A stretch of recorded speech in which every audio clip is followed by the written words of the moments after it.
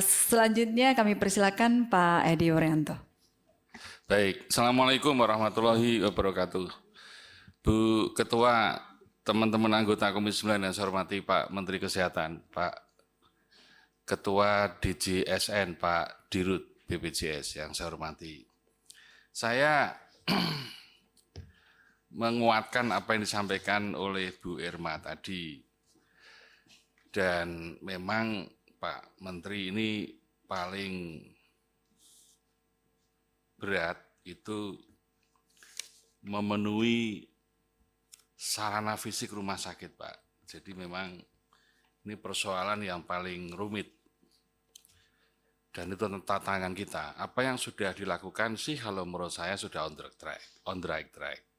Karena memang kondisi rumah sakit kita sebelum ada 12 kriteria kelas rawat inap standar ini memang kondisinya heterogen. Ada yang baik, ada yang parah, ada yang bagus sekali. Ini kan menuju pada standar. Jadi langkah ini harus kita pahami bersama, ini langkah yang paling sulit. Tapi mau tidak mau ini harus kita lakukan. Untuk memenuhi apa tadi yang disampaikan oleh Pak Direktur BPJS Kesehatan. Jadi ada kesiapan rumah sakit itu paling sulit. Tapi semua itu sebetulnya tertujunya itu pada keselamatan pasien. Karena keselamatan pasien itu menjadi panglima tertinggi dari semua apa yang kita lakukan. Kasus-kasus yang terjadi itu kan sebetulnya nggak boleh terjadi kalau semua sistem ini berjalan dengan baik. Maka Pak Menteri mungkin nanti ke depan setelah kesiapan rumah sakit, aspek analisis terhadap kepuasan, keselamatan, pemangku kepentingan, dampak iuran yang disampaikan oleh Pak Dirut tadi menjadi variabel penting, Pak. Sehingga sebelum kris itu di launching, nanti semuanya variabel-variabel itu bisa kita antisipasi dengan baik. Saya kira ini hal-hal yang menurut saya itu on the right track. Yang seterusnya, ada beberapa pendalaman yang perlu saya sampaikan. Tempat tidur, Pak. Ini harus betul-betul Pak DJSN ini menganalisis betul. Karena dulu kelas 1, 2, 3 belum dibuat kelas standar saja, itu kurang, Pak. Ini pasti turun. Berapa ratus tadi yang disampaikan Pak Menteri tadi itu nanti secara total itu penurunan tempat tidurnya ada berapa itu. Jangan sampai nanti masalah tempat tidur ini tambah kredit. Ini saya kira warning serius ini. Jadi Pak DJSN harus betul-betul mengantisipasi akibat penerapan kelas standar ini berapa penurunan jumlah tempat tidur. Yang seterusnya, halaman berapa ini tentang selisih biaya ini yang Permenkes nomor 3 tahun 2023 ini. Selisih biaya itu kan diperluas ini. Bukan hanya pada peserta PBI tapi kelas 3 mandiri. Halaman 13 dari presentasi Pak Menteri ini. Mengapa kelas 3 mandiri tidak boleh menggunakan selisih biaya? Ini pertanyaan. Bukankah ini nanti akan menambah diskriminasi untuk kelas 3 mandiri?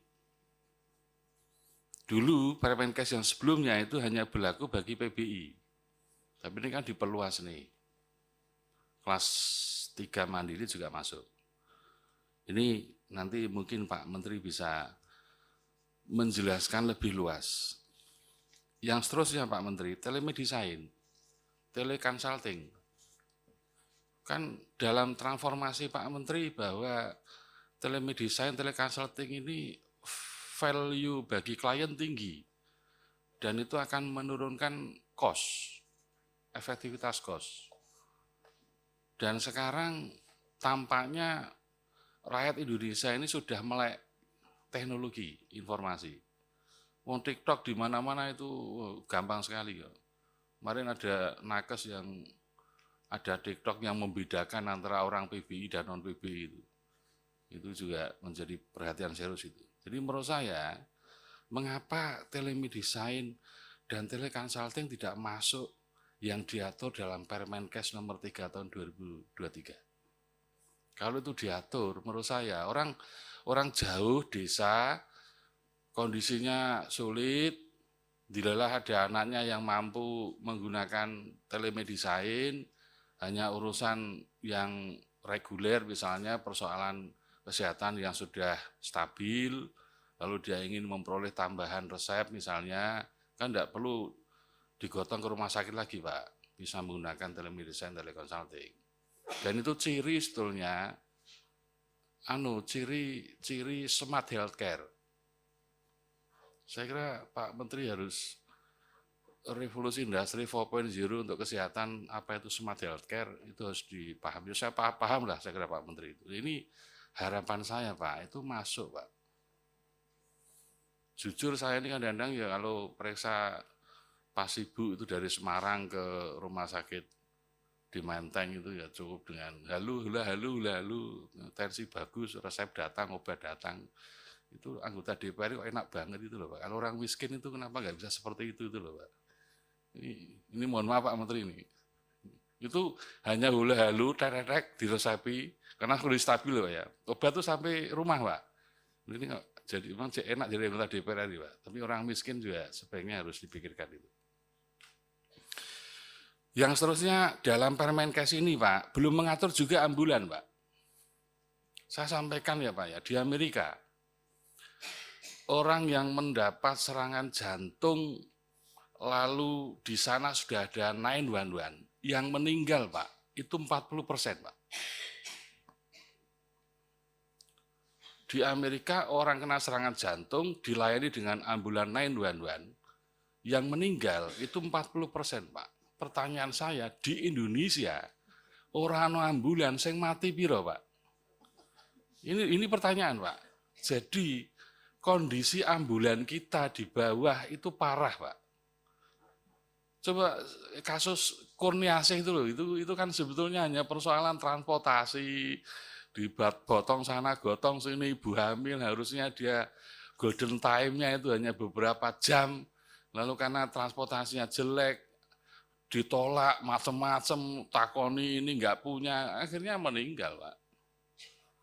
Ini mohon maaf Pak, jadi ambulan itu sebaiknya bagian dari skema BPJS yang diatur dalam Permenkes nomor 3 tahun 2023. Ini efeknya banyak Pak, kan ini ambulan ini betul-betul ada di primer Pak. Primer kerujukan itu kuncinya di ambulan. Saya prihatin sekali tuh banyak orang miskin yang digotong sana, gotong sini itu nggak ada ambulan ini. Ini saya berharap betul di dalam Permenkes nomor 3 diatur.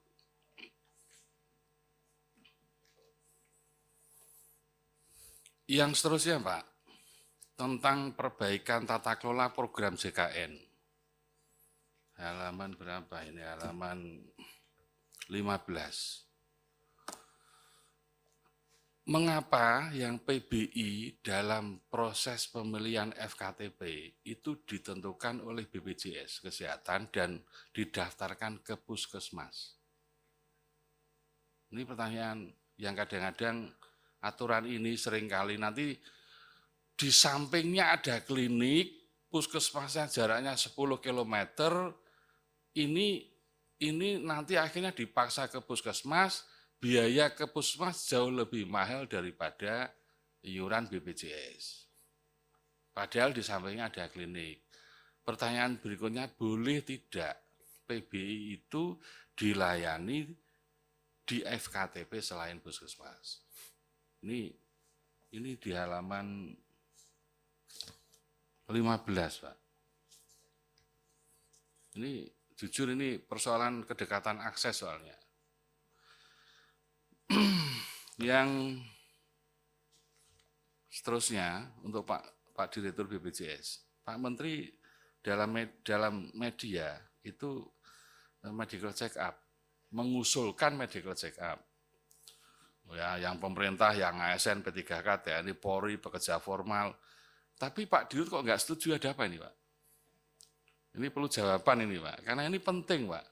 Loh kalau itu bagian dari promotif preventif, Orang kalau kemudian tahu, oh ternyata hipertensi, kan orang melakukan serangkaian pencegahan, Pak. Kan tadi Bapak juga mengatakan DM, hipertensi ini memang penyakit-penyakit yang seringkali nggak diketahui. Macam-macam ini, Pak. Jadi menurut saya setuju Pak Menteri ini, Pak. Kalau ini bisa bagian dari layanan, top sekali ini.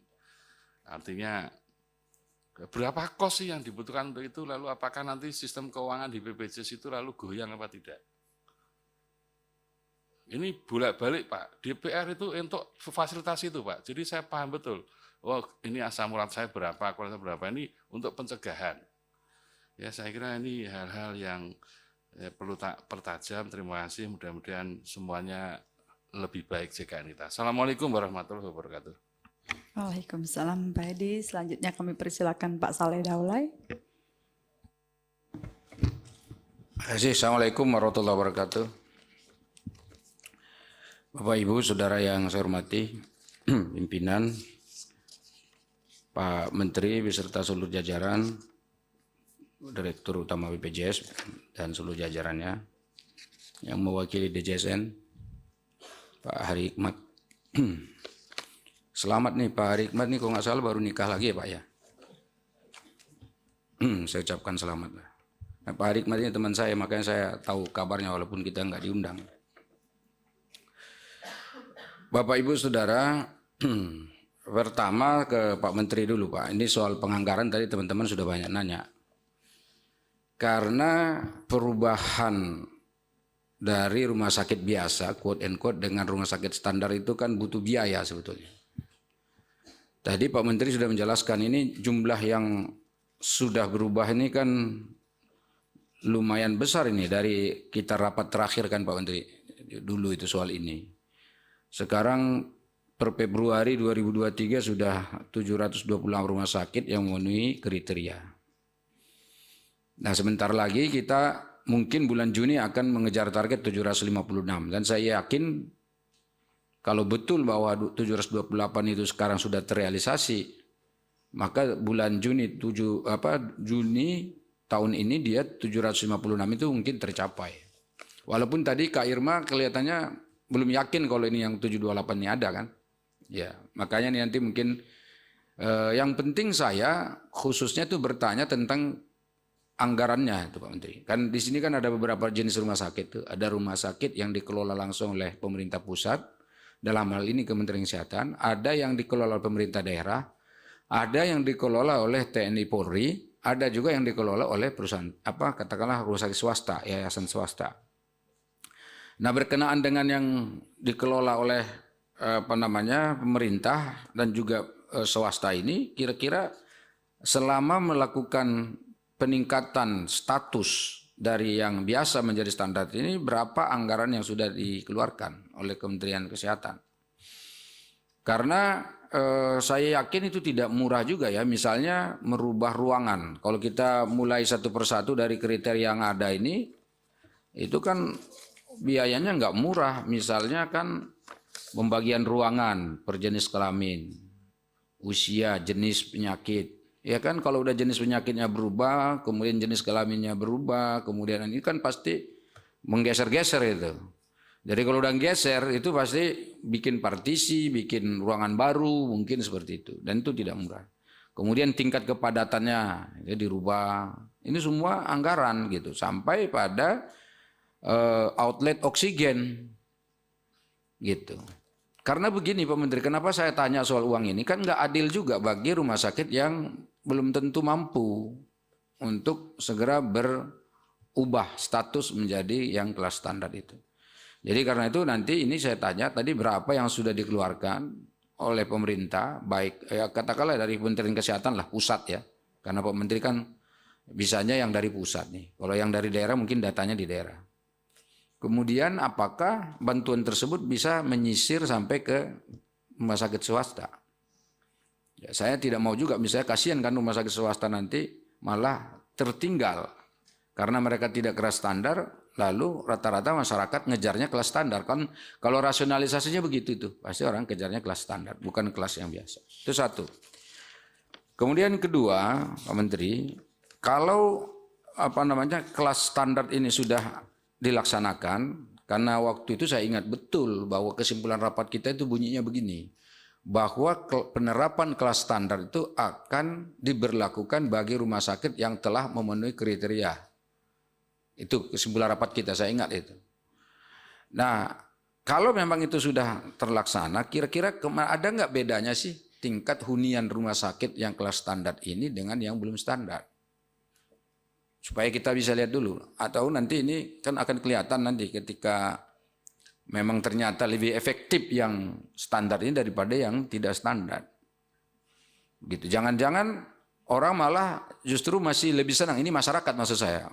Bagi yang nggak mampu malah justru masyarakat senangnya pada yang belum standar karena mungkin biayanya lebih ringan. Gitu. Atau pertanyaan berikutnya Pak Menteri berkenaan ini soal uang semua yang saya tanya ini. Maksudnya soal pembiayaan.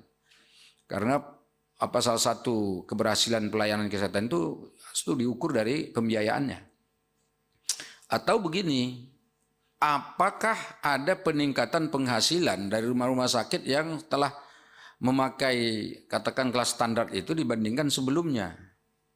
Ini kan penting juga ini. Sebagai bagian dari evaluasi, ini kan kita juga sedang melakukan evaluasi tentang kelas standar ini. Kalau misalnya biasa-biasa, malah justru seperti saya katakan tadi, justru orang nyarinya yang rumah sakit biasa, maka ya berarti biasa-biasa juga dengan adanya kelas standar ini. Kemudian yang berikutnya Pak Menteri, berkenaan dengan rencana kita untuk membahas undang-undang Omnibus Law Kesehatan yang sudah ditetapkan oleh DPR akan dibahas di Komisi 9. Dan kami sekarang sedang menunggu daftar inventaris masalahnya dari pemerintah. Maka pertanyaan saya adalah, apakah nanti akan ada perubahan pelayanan kesehatan itu dengan adanya pembahasan undang-undang tersebut dengan apa yang sudah kita kerjakan? Gitu Pak Edi. Jadi ini kan kita sedang mengerjakan nih, sedang kita evaluasi nih kriterianya ini dan seterusnya. Takutnya kalau undang-undangnya nanti kita bahas terus ada berubah, lalu ini yang kita bahas ini apa? Nanti berubah lagi kebijakannya karena undang-undang nggak bisa dilarang, nggak bisa dinafikan, harus ditaati. Nah itu mungkin Pak Menteri itu kan dalam roadmap-nya itu Pak Menteri kan sudah bisa membayangkan seperti apa yang saya maksud ya. Kemudian untuk Pak Menteri dan juga nanti di Rut BPJS ini kan ada salah satu yang akan dirubah di dalam pembahasan undang-undang nanti. Ada beberapa undang-undang yang dihapus kan itu. Ada undang-undang 9 kok asal undang-undang yang dihapus itu Bapak Ibu. Memang nanti ada dimasukin lagi ke draft yang itu substansinya mungkin akan masuk ke draft RUU Omnibus Law itu. Tetapi apakah itu nanti juga mempengaruhi? Karena misalnya katakan ya, yang dihapus itu kan undang-undang organisasi profesi misalnya kayak bidan, undang-undang kebidanan, hapus. Keperawatan, hapus, itu beberapa contoh. Termasuk undang-undang praktek kedokteran. Itu kan termasuk yang dihapus juga. Nah ini apakah ini juga akan mempengaruhi? Ini saya penting sekali membicarakan soal ini karena kita bicaranya yang akan datang itu. Ya kan ini udah setengah jalan ini sebetulnya penerapan kris ini.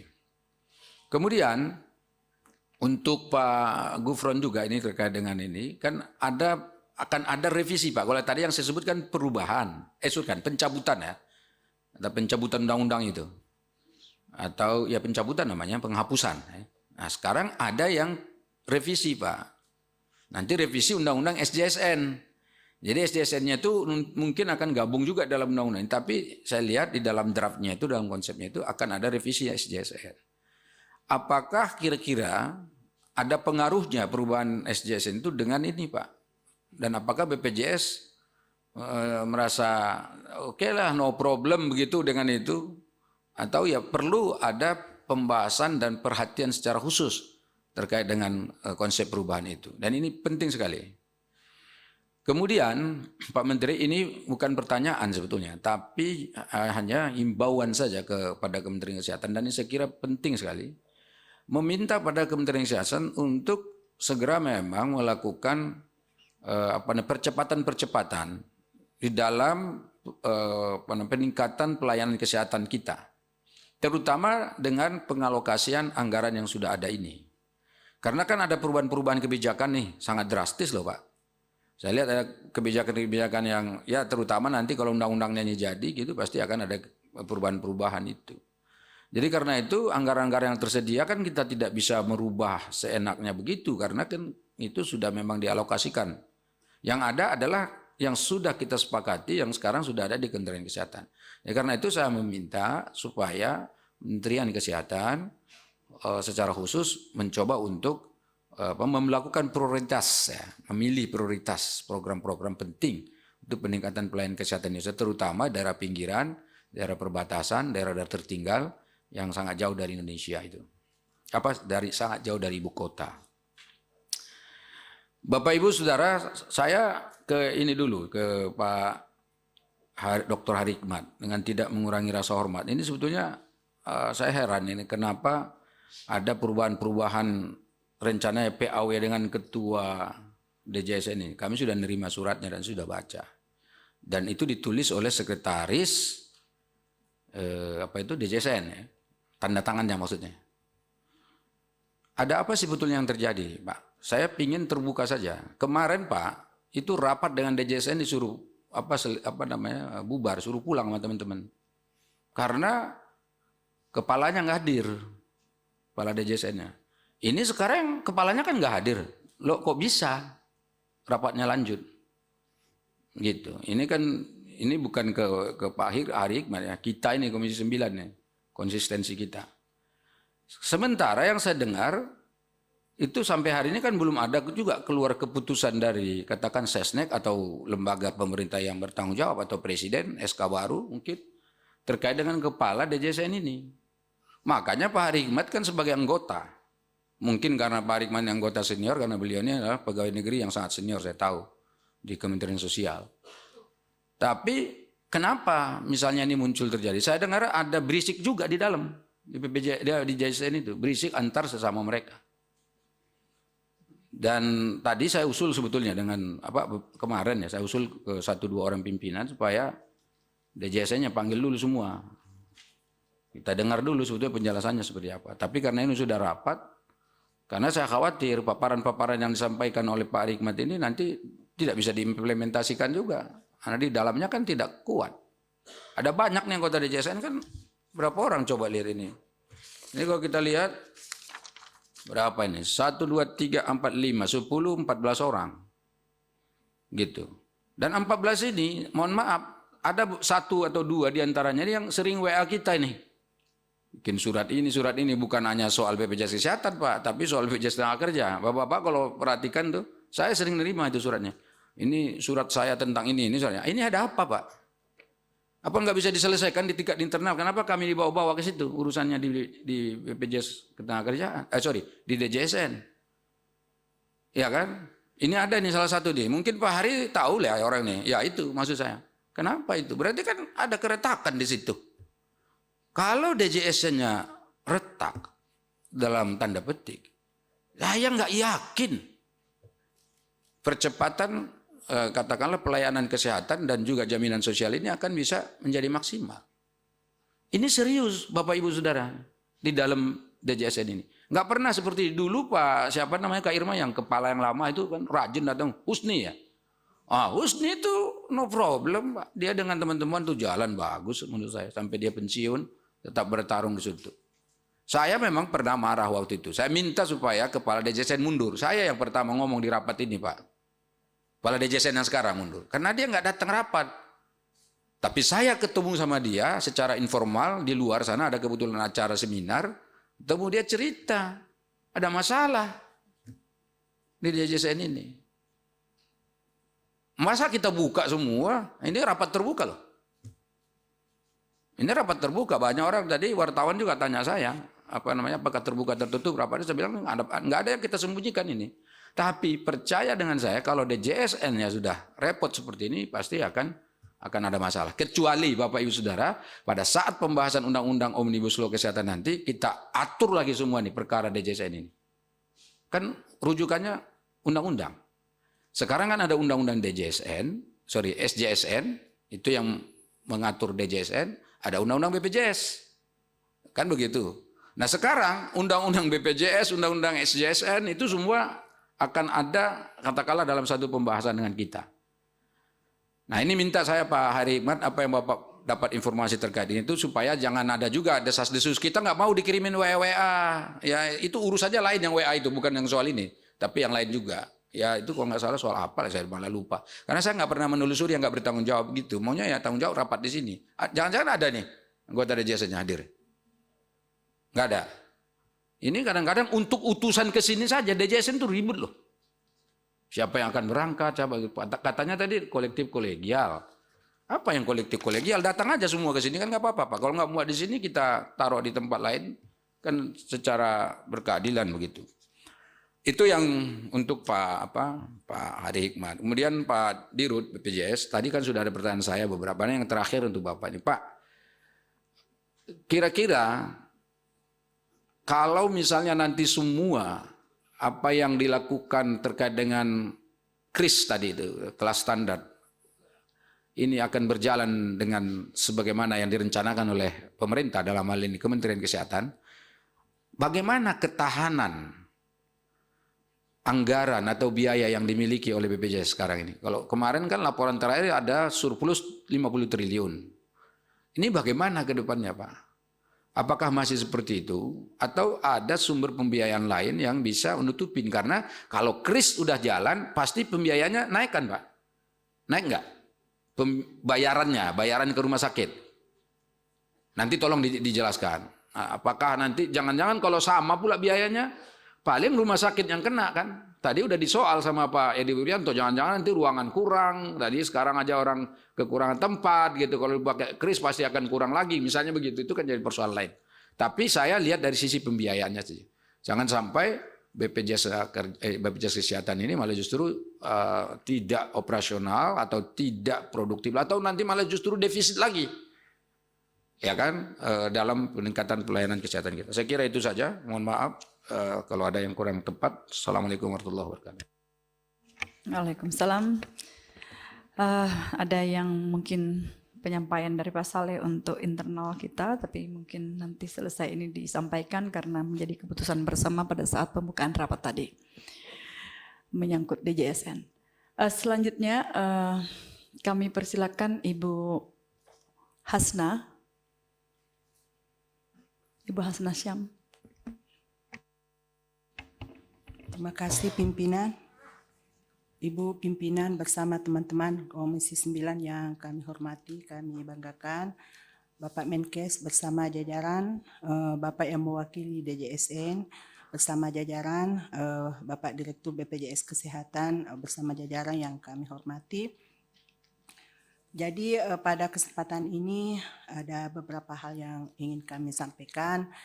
Namun tadi beberapa teman-teman dari Komisi 9 sudah banyak pendalaman, banyak masukan, namun ada beberapa hal yang ingin disampaikan. Yang pertama terkait pemberlakuan standar rawat inap ini di mana hanya tinggal 2 kategori, yaitu rawat inap standar dengan 4 tempat tidur dan VIP. Tentunya menurut kami ini harus diikuti dengan tarif yang juga sama untuk semua jenis kepesertaan di luar pasien VIP tentunya.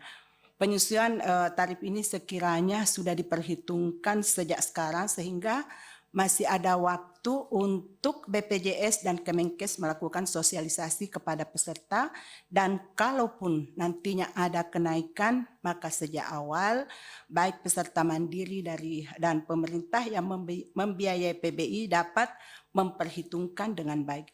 Ini untuk mengurangi reaksi negatif dari masyarakat ke depannya.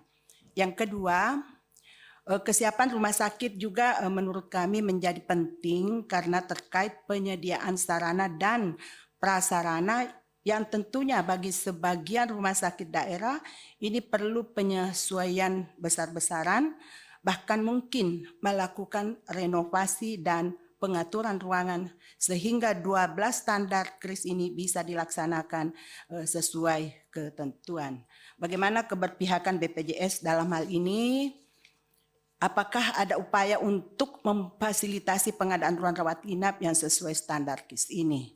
Untuk Pak Menkes, pengadaan sarana prasarana rumah sakit standar ini juga harus menjadi prioritas, di mana menu-menu DAK Kemenkes, saya kira ini nanti janganlah Pemda dibebani kembali terkait persiapan sarana prasarana KRIS ini, karena pemerintah cukup memikirkan iuran kepesertaan bagi masyarakat tidak mampu saja yang nilainya juga tidak sedikit. Terlebih Pemda dikejar target minimal 95% warga menjadi peserta JKN. Jadi tidak semua Pemda memiliki anggaran yang cukup saat ini, terutama di dapil kami. Yang ketiga, kepada Bapak Menteri Kesehatan, kembali kami ingin sampaikan juga bahwa pemberlakuan Fornas terkait pengadaan obat ini juga kiranya didukung dengan ketersediaan yang cukup di pasaran. Tadi dalam pemaparan Bapak Dirut BPJS Kesehatan ada beberapa usulan perbaikan dalam penerapan Fornas, terutama di media e-katalog, karena masih sering didengar keluhan rumah sakit maupun puskesmas yang tidak bisa membeli dengan harga murah karena tidak tersedia di layanan e-katalog, dan membeli di luar juga dengan harga yang relatif tinggi, padahal dalam perencanaan mereka dihitung dengan harga e-katalog, sehingga mereka sulit mereka beli. Bahkan sering juga sama sekali tidak ditemukan baik di dalam e-katalog maupun di apotik dan distributor obat dengan alasan stok kosong. Dan di luar Fornas ini juga dalam penyusunannya perlu disosialisasikan terlebih dahulu sebelum ditetapkan, karena masih banyak obat yang urgen dibutuhkan oleh dokter tetapi tidak ada dalam Fornas. Misalnya obat saraf seperti sitikolin, piracetam, ini termasuk vitamin-vitamin, sehingga obat ini menjadi tanggungan rumah sakit selama ini. Bahkan terkadang pasien membeli obat sendiri. Jadi itu mungkin ini yang apa yang saya sampaikan ini yang banyak kami dapati di dapil-dapil kami, terutama di rumah sakit pemerintah di kabupaten. Jadi itu mungkin dari saya, sekian. Wabillahi taufiq wal hidayah. Wassalamualaikum warahmatullahi wabarakatuh. Waalaikumsalam. Selanjutnya kami persilakan Ibu Dian. Terima kasih. Assalamualaikum warahmatullahi wabarakatuh. Pimpinan, terima kasih atas waktunya. Sebelumnya saya memperkenalkan diri dulu, mungkin tadi sudah diperkenalkan sama pimpinan, tapi kalau nggak kenal saya nanti nggak sayang katanya. Perkenalkan, nama saya Dian Istiqomah, kebetulan saya juga dari lulusan keperawatan yang mendalami tentang kesehatan. Pak Menteri yang saya hormati, ada beberapa yang mengganjal di hati saya tentang KRIS ini. Jadi dalam memulai KRIS ini tentunya kita membutuhkan banyaknya biaya. Sedangkan yang saya tahu kalau dalam BPJS ini kan ada yang namanya pendapatan dan ada yang namanya laba ya. Nah, tidak sepantasnya menurut saya kalau dalam BPJS ini ada laba, karena selalu setiap tahun itu selalu ada laba bersih. Dan laba bersih ini fantastis juga menurut saya nilainya. Untuk itu mungkin menurut saya sih ini Kementerian Kesehatan kasihan juga ya. Labanya yang pegang BPJS, kalau ada pembangunan mintanya ke Kementerian Kesehatan. Apakah tidak lebih baik lagi Pak Menteri seandainya kita adakan suatu perubahan sedikit tentang BPJS ini? Ini mungkin salah satu saran dari saya. Contoh, bagaimana ketika BPJS ini langsung di bawah Kementerian Kesehatan. Jadi nanti dalam pengelolaan dana dan lain-lain itu akan center. Selanjutnya, dalam pembiayaan ke rumah sakit yang saya tahu sekarang masih menggunakan prospective payment. Dalam prospective payment ini menurut saya masih sangat merugikan para pasien, masih sangat merugikan para yang sakit. Jadi ketika orang yang sakit masuk rumah sakit, kadang 3 hari belum sembuh, sudah buru-buru minta pulang. Minta pulangnya karena ketika nggak pulang, kan dikasih tahu nih sama dokternya, Ibu maaf harus pulang, tapi saya masih sakit karena pembiayaannya sudah habis. Karena sistem yang ada sekarang ini, ketika orang sakit itu sudah tertera harga di depan. Misalnya saya mau operasi sesar, itu sudah tertera harganya di depan. Dan belum tentu orang yang mau operasi sesar ini dalam perjalanannya mungkin ada komplikasi dan lain-lain. Dan hal-hal seperti ini pun perlu didiskusikan kembali dari BPJS ataupun Kementerian Kesehatan. Itu saja sih singkatnya dari saya, karena beberapa hari ini banyak sekali komplain tentang orang sakit belum sembuh tapi disuruh pulang. Terima kasih. Wassalamualaikum warahmatullahi wabarakatuh. Waalaikumsalam. Makasih Ibu Dian. Selanjutnya ada dari Pak Darul? Tidak ada. Bu Dela? Tidak ada. Selanjutnya sebelah kanan. Oh, Ibu Weni, kami persilakan nanti. Ya, kami persilakan Ibu Weni. Terima kasih atas kesempatan yang diberikan. Yang saya hormati pimpinan dan rekan-rekan, dan yang saya hormati Menteri Kesehatan, DJSN, serta jajaran seluruhnya. Assalamualaikum warahmatullahi wabarakatuh. Ada beberapa yang ingin saya pertanyakan, dan yang pertama yaitu terkait perkembangan dari perluasan uji coba penerapan sistem KRIS BPJS Kesehatan hingga Februari 2023, 728 rumah sakit sudah memenuhi 12 kriteria KRIS dibandingkan target 756 rumah sakit di bulan Juni. Pertanyaannya, apakah setelah 756 rumah sakit tersebut telah memenuhi 12 kriteria KRIS tersebut, seluruhnya sudah dapat langsung menerapkan sistem KRIS tersebut, atau akan kembali dilakukan perluasan uji coba lebih luas lagi? Mohon penjelasannya. Kemudian, jika langsung akan diterapkan sistem KRIS-nya, bagaimana dengan sistem pengawasannya, pengawasan pelaksanaannya? Kemudian juga saya ingin menanyakan terkait sistem KRIS, bagaimana mekanisme pengendalian atau pengaturan layanan dan pemenuhan hak untuk peserta yang menginginkan manfaat tambahan di atas kebutuhan dasar. Jadi misalnya kepingin bisa lebih baik ininya, fasilitas yang diterima. Dan juga lagi-lagi saya ingin menanyakan, bagaimana yang sudah saya tanyakan berkali-kali sebelumnya kepada Menteri Kesehatan, kepada semua, yaitu terkait peserta BPJS kelas 1 dan 2 yang sudah membayar lebih daripada peserta BPJS kelas 3. Apakah tidak bisa mendapatkan suatu privilege lebih, tetapi harus mendapatkan kelas yang sama dengan kelas 3.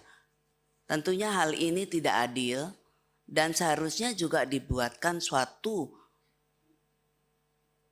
penjelasan kepada masyarakat bahwa dengan diberlakukannya KRIS ini maka kelas 1 dan kelas 2 nanti akan sama dengan KRIS. Nah, itu bagaimana gitu? Karena masih banyak yang peserta yang kelas 1 dan kelas 2 dengan yang membayar lebih dengan harapan mendapatkan fasilitas lebih, bukan berdasarkan standar KRIS seperti itu.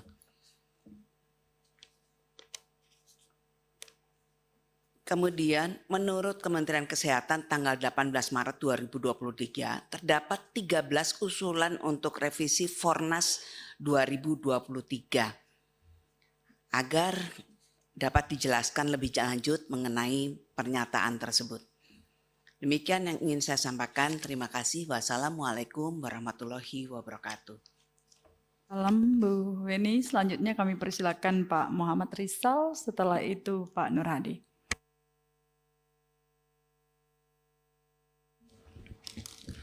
Terima kasih pimpinan. Assalamualaikum warahmatullahi wabarakatuh. Yang saya hormati pimpinan dan anggota Komisi 9, yang saya hormati Pak Menteri beserta jajarannya, yang saya hormati dari DJSN, yang saya hormati dari BPJS. Yang pertama kepada Pak Menteri, saya lihat hasil survei yang disampaikan kepada kita ini dari penyampaian Pak Menteri ini sepertinya sangat optimis sekali bahwa penerapan KRIS ini yang akan datang bisa kita laksanakan. Dengan mengingat hasil survei, dari survei secara nasional ada lebih kurang 3.122 rumah sakit, kemudian dari responden 2.939 rumah sakit. Jadi kalau kita lihat ada beberapa rumah sakit yang tidak memberikan jawaban terhadap survei yang dilakukan. Nah, kami ingin tahu kira-kira metode survei yang dilakukan oleh Pak Menteri seperti apa? Apakah survei yang katakanlah rumah sakit yang sudah memberikan jawaban itu menyatakan sudah siap secara anggaran atau hanya jawaban saja? Nah, ini kami ingin tahu kira-kira apakah hanya jawaban siap melaksanakan dengan ketentuan yang mungkin nanti akan ada keputusan menteri. Nah, kami ingin tahu kesiapannya. Seperti apa kira-kira kesiapan mereka? Apakah hanya jawaban hasil survei saja, begitu saja? Tidak melihat fakta misalnya kebutuhan-kebutuhan atau kriteria yang 12 tadi yang disampaikan, apakah itu bisa dipenuhi oleh mereka? Nah, itu Pak Menteri yang pertama.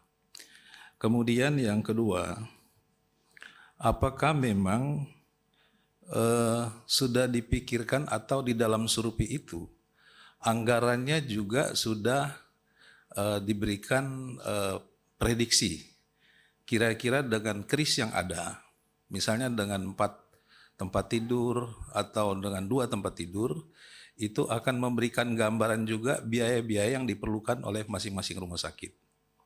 Nah, itu yang kedua. Nah, kemudian saya ingin tahu, saya lihat Pak, dalam faktanya, rumah sakit yang banyak mendapatkan, terutama yang berkaitan dengan BPJS, itu adalah rumah sakit pemerintah atau RSUD yang dari Kementerian Kesehatan. Kalau yang swasta, dalam prakteknya kadang-kadang banyak menolak. Apabila misalnya saya hubungkan dengan BPJS tadi, kalau dia katakanlah dari BPJS, ini banyak penolakan. Sehingga saya kira kalau misalnya konsentrasi Pak Menteri nanti khusus kepada rumah sakit pemerintah diperluas, diperbanyak, kemudian yang rumah sakit umum daerah yang harus kita perkuat. Kebanyakan misalnya rujukan-rujukan dari puskesmas itu larinya kepada rumah sakit daerah atau rumah sakit pemerintah.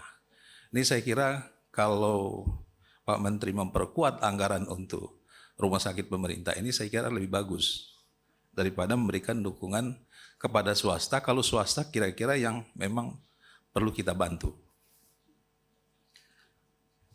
Kemudian, nah saya ingin tahu kira-kira dengan adanya ke BPJS Pak ini, dengan adanya kenaikan standar ini, KRIS ini diterapkan, kira-kira ada kenaikan nggak pembayaran yang dilakukan baik yang mandiri maupun yang bukan?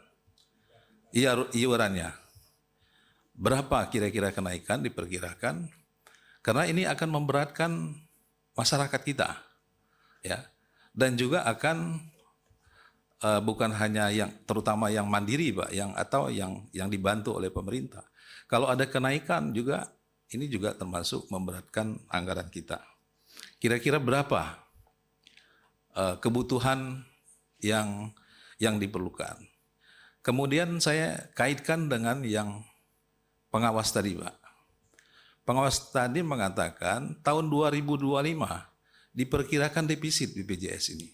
Apa benar? Saya mohon komentarnya. Kalau defisit, bagaimana pengelolaan selanjutnya?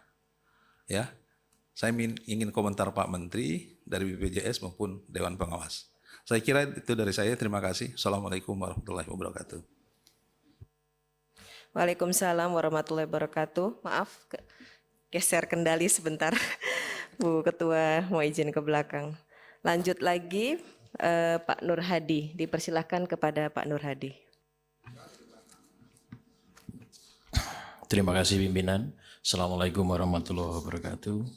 Yang saya hormati pimpinan dan anggota Komisi 9 DPR RI, Menteri Kesehatan, Kepala BPJS Kesehatan, dan juga dari DJSN yang mewakili. Yang pertama, sama pertanyaan saya menegaskan apa yang disampaikan Pak Saleh Daulay tadi. Di sini paparan dari BPJS Kesehatan ini belum disampaikan terkait dengan ketahanan keuangan kalau implementasi KRIS ini benar-benar dipraktekkan, Pak. Potensinya nanti ke depan seperti apa? Apakah semakin menguat atau justru sebaliknya terjadi defisit? Kemudian yang kedua, ini pertanyaan untuk semua, Pak Menteri, DJSN dan juga BPJS Kesehatan. Apakah dengan diterapkannya implementasi KRIS ini bisa menyederhanakan atau memangkas mata rantai birokrasi untuk klaim biaya perawatan rumah sakit? Karena bisa jadi kasus yang viral baru-baru ini terjadi di Jawa Barat, seorang ibu yang hamil meninggal dunia ditolak di rumah sakit, ini bisa jadi karena menumpuknya klaim yang tidak segera terbayarkan oleh BPJS. Apakah KRIS ini juga bisa mendorong ke arah birokrasi yang lebih efektif? Kemudian yang ketiga, masih di BPJS Kesehatan,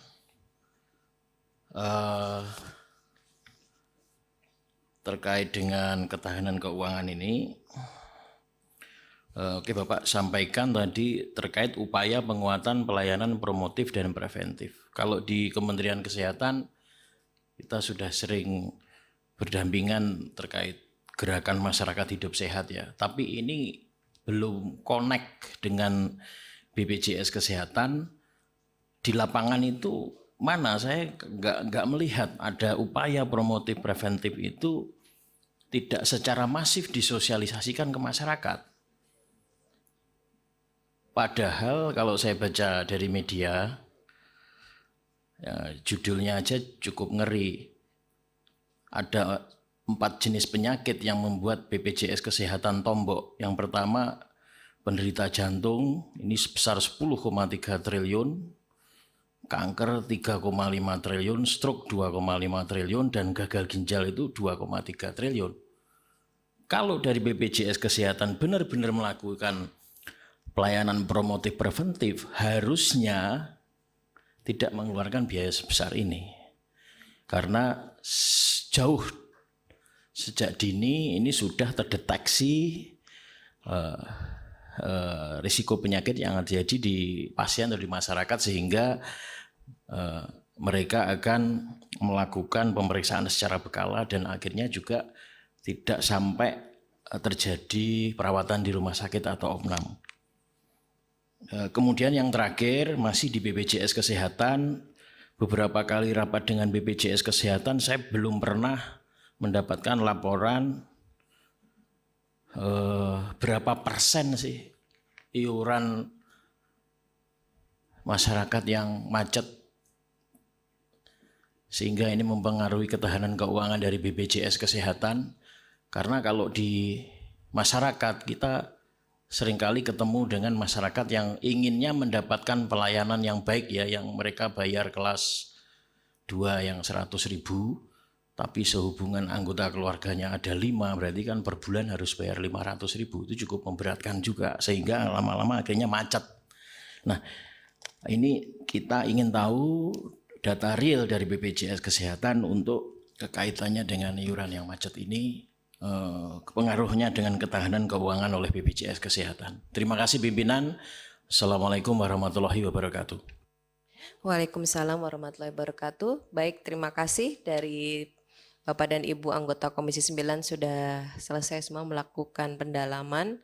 Mungkin saya sedikit menambahkan Pak Menteri, kemudian dari DJSN dan Pak Dirut BPJS Kesehatan, memang belakangan ini banyak sekali muncul case-case yang mengejutkan kita dan akhirnya membuat teman-teman Komisi 9 harus advokasi. Ya, adalah link and match antara BPJS Kesehatan dengan kesiapan Fasiankes. Seringkali pengobatan ataupun kondisi pasien sudah dalam keadaan darurat, Fasiankesnya masih harus antri panjang kalau menggunakan BPJS Kesehatan. Fasiankesnya nggak siap karena mungkin antriannya panjang. Tapi anehnya direkomendasikan bisa langsung mendapatkan pelayanan kalau pindah nggak pakai BPJS Kesehatan. Padahal kan kemampuan masyarakat berharap dengan adanya BPJS Kesehatan ini bisa mendapatkan hak layanan yang baik juga. Mau itu kelas 1, mau itu kelas 2, itu sama. Banyak case yang harus kita advokasi pada akhirnya. Nah ini mungkin bagaimana dengan adanya kris ini juga bisa link and match antara peserta BPJS Kesehatan dengan kesiapan Fasiankes di semua daerah, baik itu RSUP maupun RSUD, bisa diperbaiki juga menjadi tidak harus terdapat antrian yang sangat panjang. Kayak sekarang sedang ada pasien di Darmais, kanker payudara, sudah pecah, berdarah-darah, dipulangkan karena memang udah penuh di Darmais gitu.